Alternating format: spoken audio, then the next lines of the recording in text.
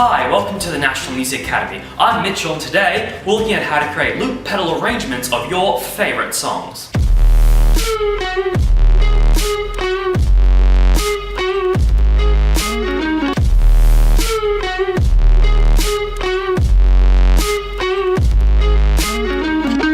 So on the Anime Open Day, I ran a loop pedal workshop and discussed the techniques that I like to use when I create a loop pedal arrangement of a song. You can see the full video in the link in the description down below. So I'm going to be talking about how I use those techniques to create my loop pedal arrangement of George Michael's Careless Whisper, which ends up sounding like this.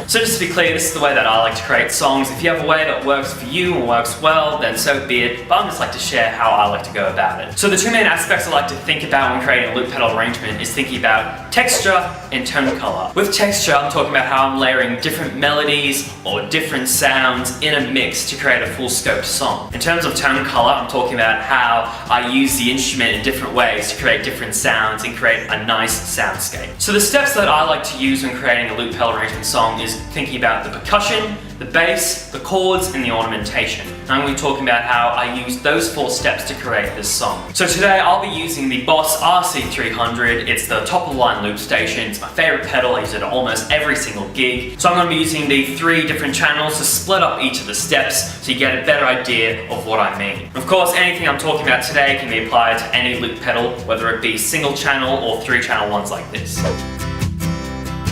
So I like to do the percussion first because it sets the rhythm and the tempo for the rest of the song, which means that when you're building your loops on top of that, they're all going to stay in time a lot better. So for Careless Whisper, I actually bumped up the tempo a little bit and made it a bit more jumpy and a bit more jazzy. And the simple beat is by using the kick and the snare sounds and going like this.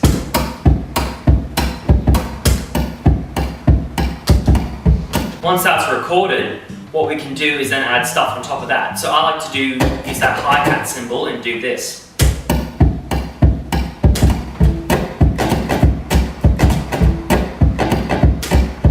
So that creates a more diverse soundscape in your percussion and gives it a bit more of a rhythm as well. Of course, you can add things over the top, such as having a rim shot.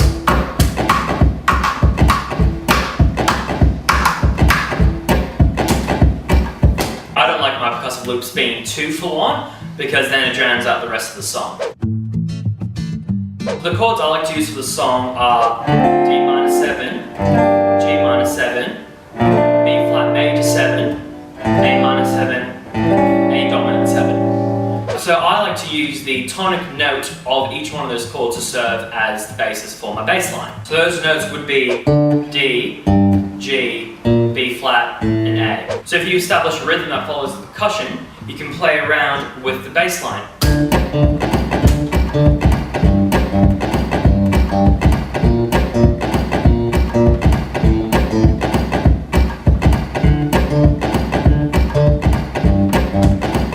You don't always have to follow just the tonic notes. You can actually kind of put in some more notes just to give it a bit more flavour. So what I like to do with the song is this. Have a normal bass line go over the top.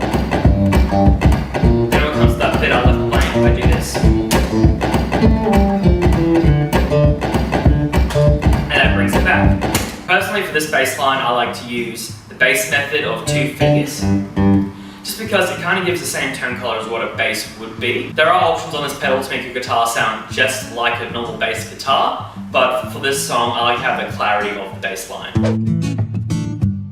When it comes to my style of looping, which I do all instrumental stuff, I like to lay the chords down. However, I know for a lot of singer-songwriters who use loop pedals, they like to leave the chords to the very end so they have something to play while they're singing. Quick tip, if ever you want to make your chords sound a bit more jazzy on your guitar or your piano or your instrument, consider swapping from a normal major or minor shape to a minor 7 or a major 7 or a dominant 7. I think this gives it a bit more flavour and adds a bit of interest to the piece.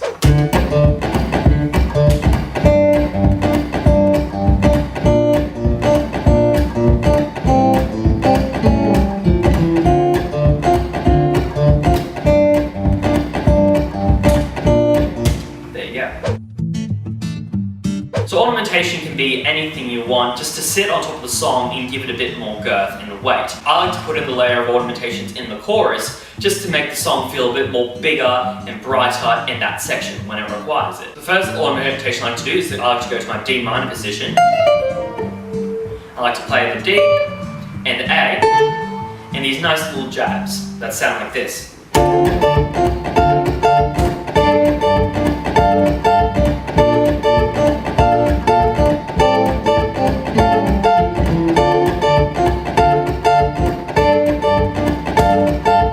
Makes it sound a bit more jumpy. I also like to add some more chords that are in a higher register than the ones played before. So instead of playing it in these positions here, I'm actually playing it up the neck.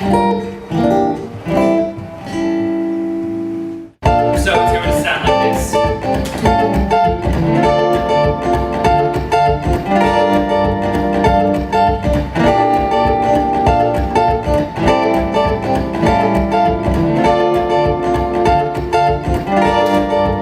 Which just sits nicely on top. The other ornamentation I like to use a bit early in the song is actually artificial harmonics. So as most guitarists know, the natural harmonics are on the 12th, 7th, 5th fret most prominently, they're also on other frets. You can actually get harmonics at any string you want. They're called artificial harmonics. The way to do it is to find a note, starting off with this A here.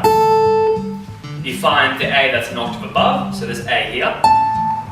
And all you need to do is put your finger on the first A, get your pointer finger of your right hand, and lightly place it above that fret where that other A is, and have your thumb resting behind. So, the thumb slightly picks, and you get that harmonic. And I use those harmonics to spell out the arpeggiated chords over the top. So the mix is going to sound like this.